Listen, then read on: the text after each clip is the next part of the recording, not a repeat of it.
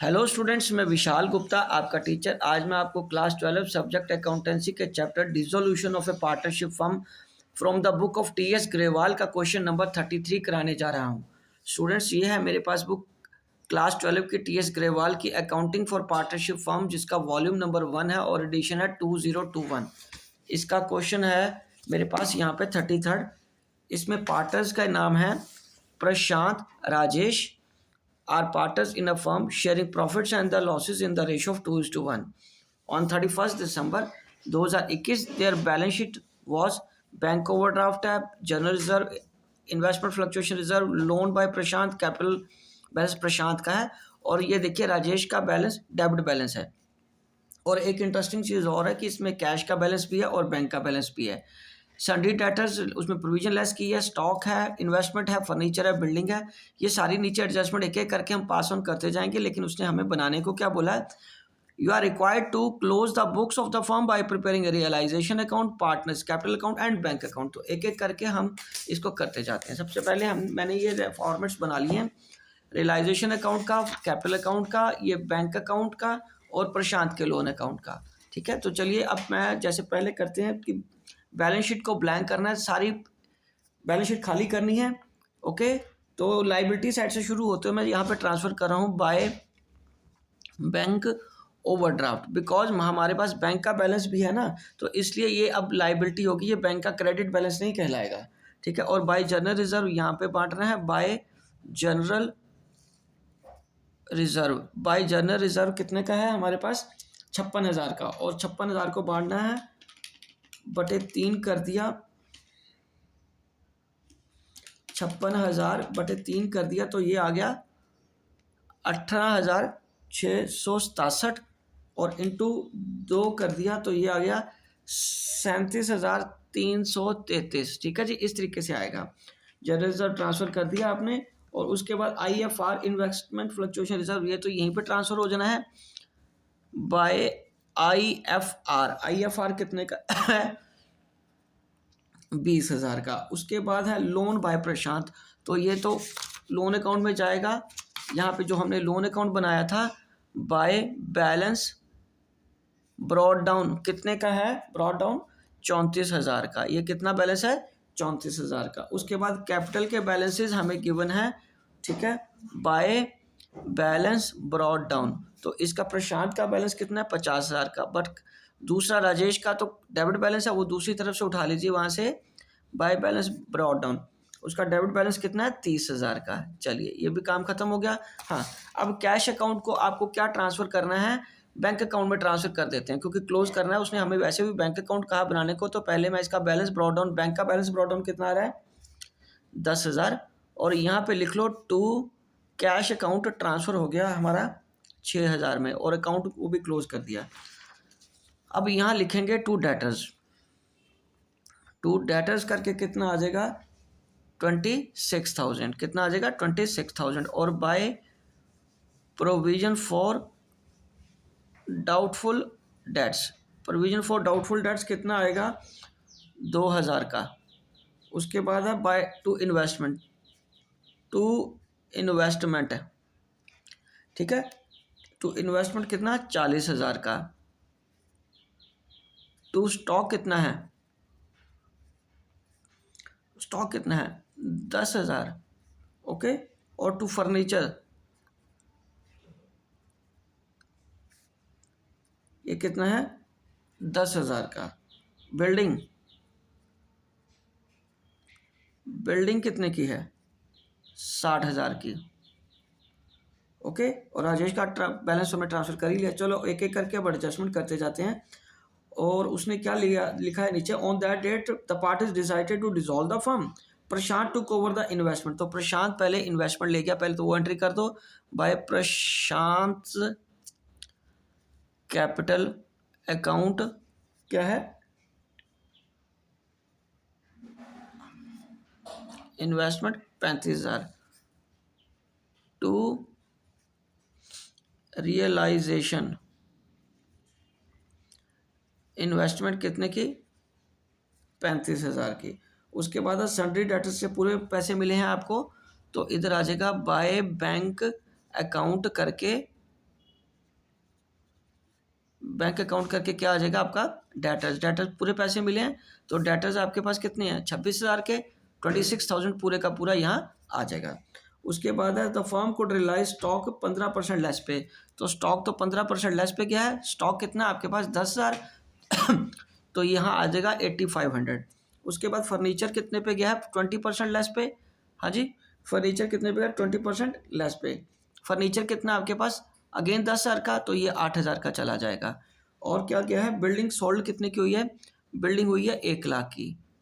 तो उसने खुद हमें बता दिया कि बिल्डिंग की वैल्यू 1,00,000 आई है। तो चलो अब ये सारी एसेट्स हम यहाँ रियलाइजेशन से ट्रांसफ़र कर लेते हैं पैसा बैंक अकाउंट में। रियलाइजेशन अकाउंट, तो यहाँ पे आ गया पहले डेटर्स। डेटर्स कितने के हैं 26,000 के। और ये क्या चीज़ है, स्टॉक। स्टॉक कितना है 8500 रुपये का। और उसके बाद क्या है फर्नीचर। फर्नीचर कितने का है 8,000 का, ठीक है। और क्या है बिल्डिंग। बिल्डिंग कितने की है 1,00,000 रुपये की। बिल्डिंग कितने की है 1,00,000 रुपये की। चलिए उसके बाद नीचे उसने क्या बोला कि compensation to employees paid by the firm. तो ये इधर बैंक करके पेमेंट हो जाएगी टू वर्कर्स। वर्कर्स कंपनसेशन कितने का पे किया उसने बेटे 10,000 का। दिस लाइबिलिटी वो कह रहा है कि ऑलरेडी प्रोवाइडेड नहीं थी। चलो प्रोवाइड हो या नहीं हो लेकिन हमें तो पे करनी थी, ठीक है। अब इधर से हमारे पास सिर्फ बैंक ओवरड्राफ्ट रह गया तो वो भी पे कर दो। बैंक ओवरड्राफ्ट कितने का है 30,000 का। क्रेडिटर्स तो कोई थे ही नहीं, तो चलिए अब इसका हम बैलेंस निकाल लेते हैं। हाँ ये यहाँ पे पहले इसकी एंट्री कर लो, बाय रियलाइजेशन करके वर्कमैन कंपनसेशन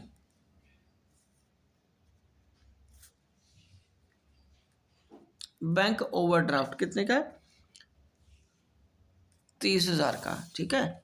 ओके तो चलो अब इसका हम बैलेंस निकालते हैं। कैसे इसको कैलकुलेट करना मैं आपको बताता हूँ। दोनों तरफ का टोटल करेंगे, जो साइड बड़ी है छोटी होगी उसके हिसाब से बैलेंस लिख लेंगे।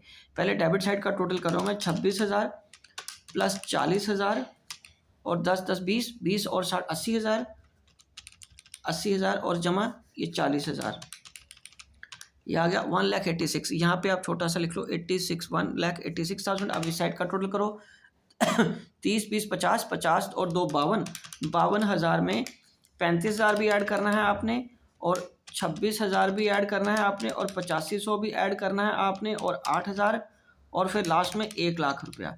ये ऐड करके आपका टोटल बन गया यहाँ पे 2,29,500।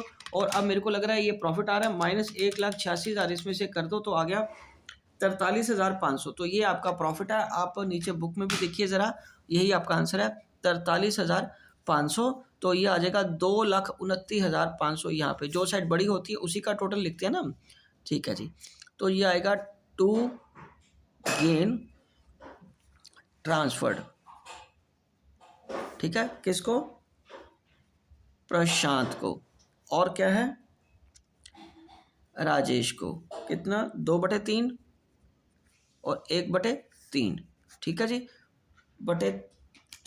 3 करके आ जाएगा ये 14,500 और इंटू 2 करके आ जाएगा 29,000, ठीक है जी। ये प्रॉफिट आप इधर ट्रांसफ़र कर देते हैं बाय रियलाइजेशन करके।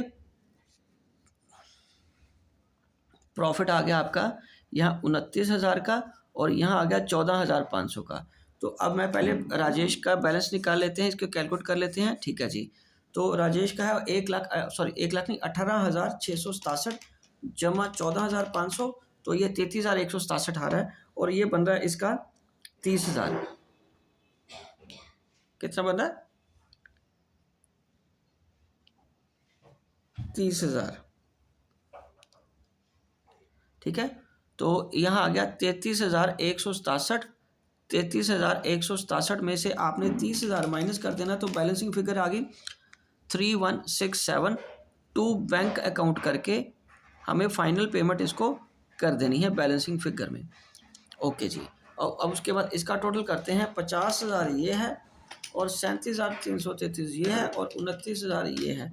ये आ गया 1,16,333। 1,16,333 उसमें से 35,000 माइनस कर दो तो ये आ जाएगा 81,333। तो ये इसकी पेमेंट कर दी हमने 81,333 की। और ये ट्रांसफ़र हम कर लेंगे बैंक अकाउंट में।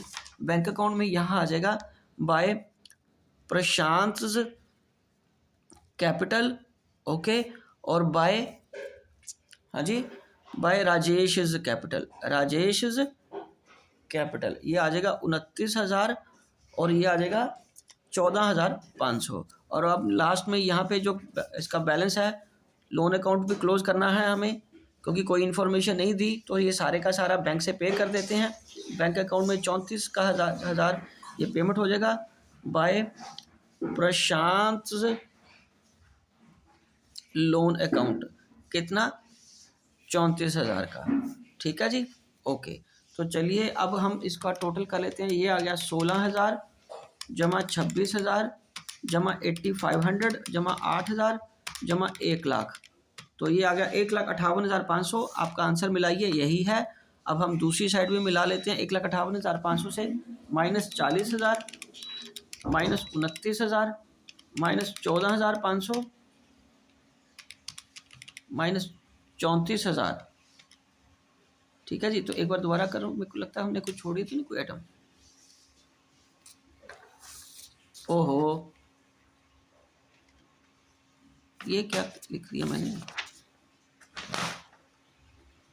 उसका प्रॉफिट लिख दिया गलती से। ओहो, ये तो मैंने उसकी प्रॉफिट्स की फिगर लिख दी, जबकि यहाँ पे आना था 81,333। वो तो मैंने उसका रियलाइजेशन का प्रॉफिट ट्रांसफ़र कर दिया 3167। ये इनके कैपिटल के बैलेंस है ना, ये लिखने थे मेरे को।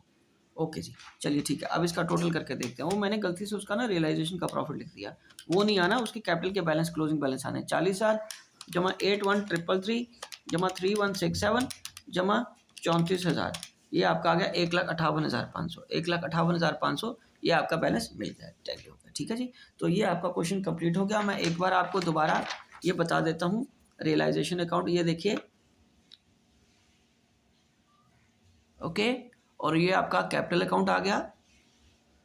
और कैपिटल अकाउंट से ये वाली 2 फिगर्स जानी थी, मैंने वो गलती से ये वाली ट्रांसफ़र कर दी। ये नहीं ट्रांसफ़र होती वहाँ, पेमेंट तो ये हुई है ना, ये वाली फिगर्स ट्रांसफ़र करनी थी हमें यहाँ पे, वो मैंने काट के ठीक कर दिया है।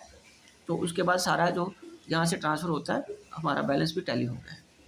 ठीक है, ये प्रशांत का लोन अकाउंट पे हो गया। तो स्टूडेंट्स, इसी के साथ ये क्वेश्चन कंप्लीट होता है और ये वीडियो भी यही मैं कंक्लूड करता हूँ। आई होप कि आपको अच्छे से समझ आ गया होगा। आप बाकी क्वेश्चंस के लिए मेरे चैनल को सब्सक्राइब कर लीजिए और वीडियोस वहाँ से देखते रहिए। ओके जी, डन।